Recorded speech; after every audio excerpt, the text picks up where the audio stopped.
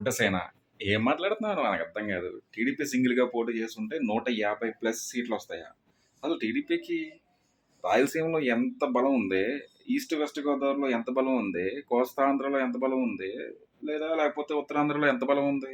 ఏం మాట్లాడుతున్నావు నోటికి నీకు సీట్ రాలేదని కక్ష కట్టి, పవన్ కళ్యాణ్ పార్టీని ఎలాగైనా బదనాం చేయాలని చెప్పేసి రీజన్ లేకుండా పిచ్చ వాగుడంతా వాగుతున్నావు. కామన్ సెన్స్ లేకుండా మాట్లాడుతున్నావు. 150 సీట్లేంటయ్యా టీడీపీకి. జనసేన అన్న పార్టీ రాకూడదా? పోటీ చేయకూడదా? నీ ఉద్దేశం ఏంటి? అయితే వైఎస్ఆర్‌సీపీ లేకపోతే టీడీపీ. వేరే ప్రత్యామ్నాయం ఉండకూడదు. టీడీపీ, వైఎస్ఆర్‌సీపీ 2 పార్టీలే పోటీ చేసుకోవాలి. మధ్యలో ఏ పార్టీ రాకూడదు. ఇది నీ ఇంటెన్షనా? అసలు నీకు టికెట్ రాకపోవడానికి జనసేనకి ఎటువంటి సంబంధం లేదు. నీలాంటోడి కోసం పవన్ కళ్యాణ్ గారు ఎఫర్ట్స్ పెట్టి, నీ గురించి ఆలోచించి, టైం వేస్ట్ చేసుకొని, నీకు పార్టీలోంచి టికెట్ ఇవ్వకుండా చేయాలని ఆయన మినిమమ్ ఆలోచించడు నీలాంటోడి గురించి. మొన్నటి వరకు జనసేనకి వెనకాల పెద్ద కటౌట్ వేసుకుని, పవన్ కళ్యాణ్ గారు కటౌట్ వేసుకుని, వీడియోలు పెట్టేసి ఫాలోవర్స్‌ని సంపాదించేసుకున్నావు.